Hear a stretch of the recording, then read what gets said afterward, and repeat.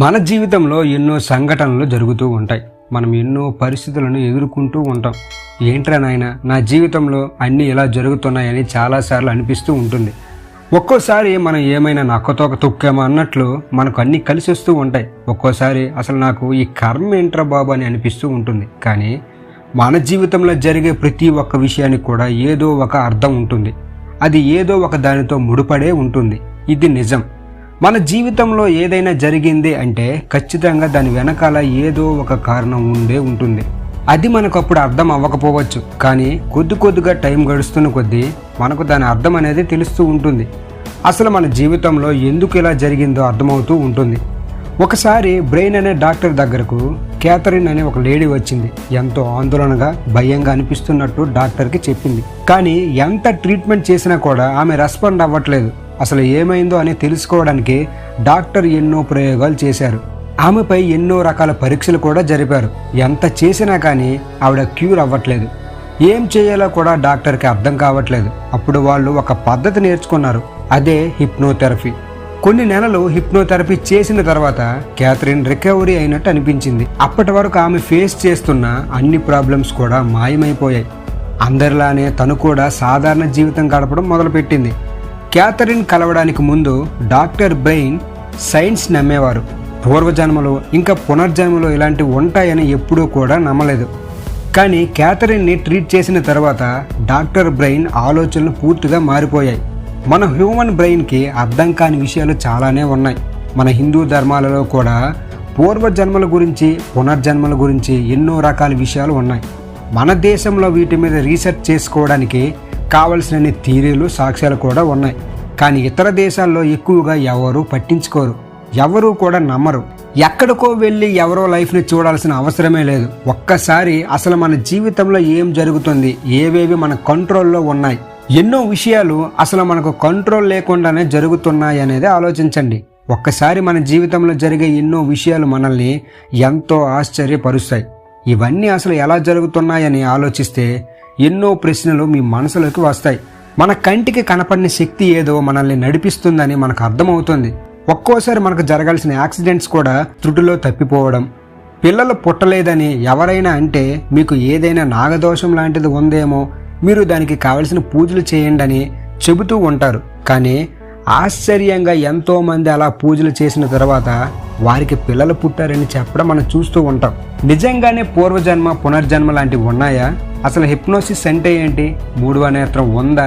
దానివల్ల మనకు ఉపయోగాలు ఏంటి? మూడవ కన్ను తెరవడం సాధ్యమా లేదా? ఇవన్నీ కూడా ఇప్పుడు తెలుసుకుందాం. మూడవ కన్ను తెరవడం సాధ్యమా? ఉన్నది ఒకటే ప్రపంచం కదా. మీకు ఎప్పుడైనా ఇలాంటి సందేహాలు వచ్చాయా? మనకు అందుబాటులో లేని వాటి గురించి ఎక్కువగా ఆలోచించడం మానవ నైజం. నిజానికి మనకు విశ్వం గురించి తెలిసినంత కూడా కనీసం 50% కూడా మన శరీర నిర్మాణం గురించి, మన మెదడు గురించి తెలిసి ఉండకపోవచ్చు. మన కంటికి కనిపించే విషయాలు మాత్రమే మనకు తెలుసు. కానీ మనం ఊహించుకునే ఊహాతీతంగా ఉండే విషయాల గురించి అడిగితే ఏం చెప్తాం? Spiritual world. నిజానికి మనకు వీటికి సంబంధించిన సాక్ష్యాలు లేవు. కానీ ఎవరు ఏ సాక్ష్యంతో నిరూపించకపోయినా చాలామంది ఆధ్యాత్మిక ప్రపంచం గురించి నమ్మకం అవసరం లేదని చెప్తారు. మరికొంతమంది ఈ ఆధ్యాత్మిక విషయాలను వారి ధర్మం ప్రకారం దేవుడు అని పిలుచుకుంటారు. అసలు ఇవన్నీ వ్యర్థమని కొట్టిపారేసేవారు కూడా ఉంటారు. ఆధ్యాత్మిక ప్రపంచం అంటే అదేదో విచిత్రమైన చమత్కారమైన ప్రపంచం ఏమీ కాదు. అది అంతా సైన్స్ మాత్రమే. కానీ ఆ సైన్స్ గురించి మనకు పెద్దగా తెలియదు. మానవ శరీరంలో సాధారణంగా 7 చక్రాలు ఉంటాయి. ఇందులోనే మనం అనుకుంటున్న, మనకు తెలిసిన మూడవ నేత్రం ఉంటుంది.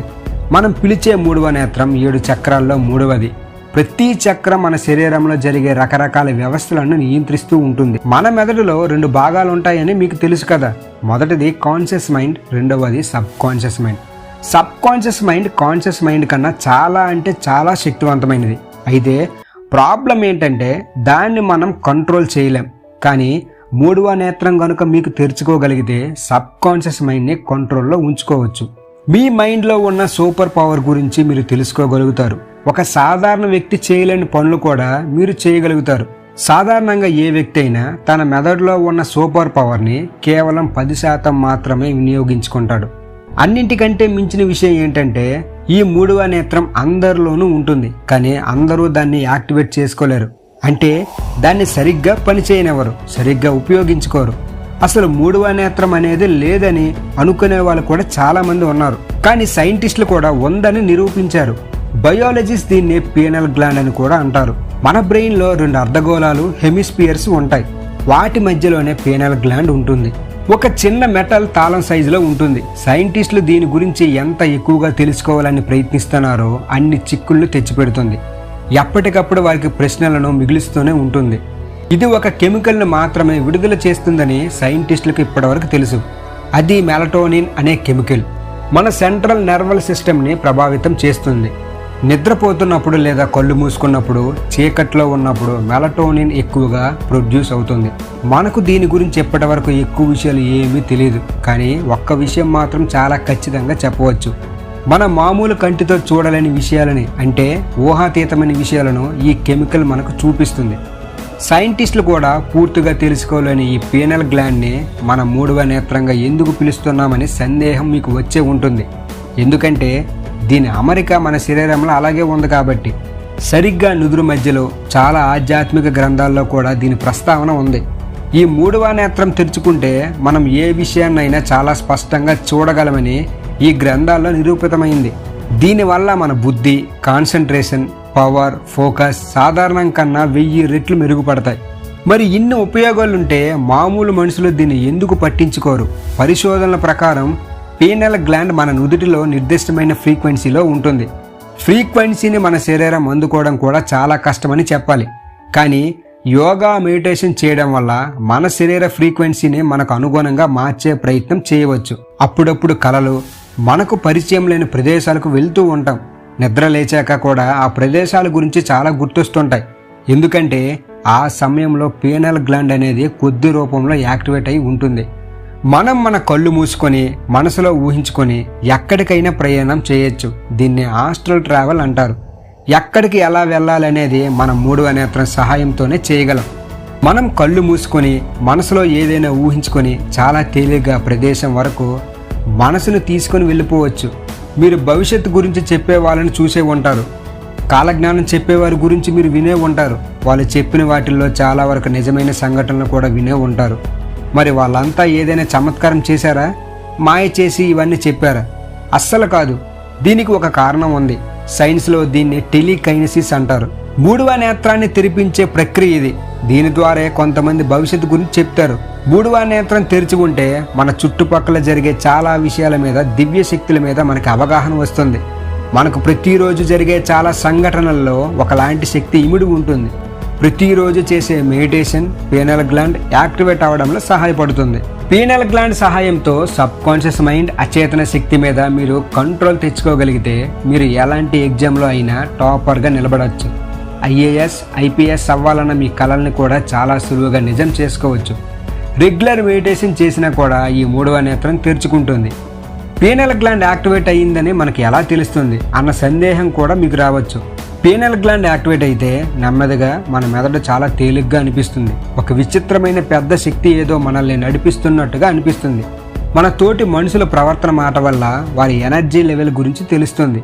మీ అంతట మీరే ప్రతి విషయాన్ని సకారత్వంలో, అంటే పాజిటివ్ యాటిట్యూడ్తో చూస్తారు.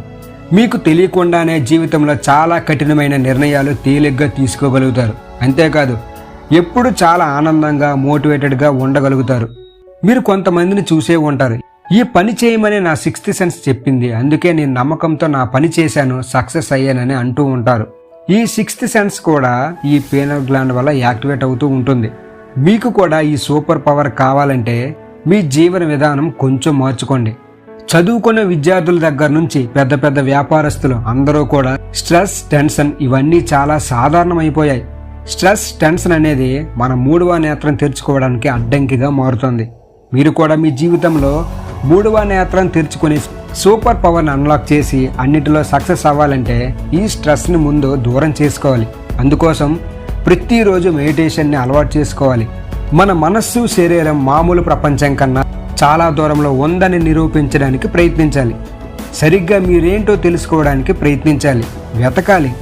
మన అందరిలోనూ ఒక సూపర్ పవర్ అంతర్గతంగా దాగి ఉందన్న నిజం ఇప్పుడైనా తెలుసుకోండి. ఈ వీడియో కానీ మీకు ఉపయోగపడినట్లయితే మన ఛానల్ని లైక్ చేయండి, షేర్ చేయండి, సబ్స్క్రైబ్ చేయడం మాత్రం మర్చిపోకండి. Thank you everyone.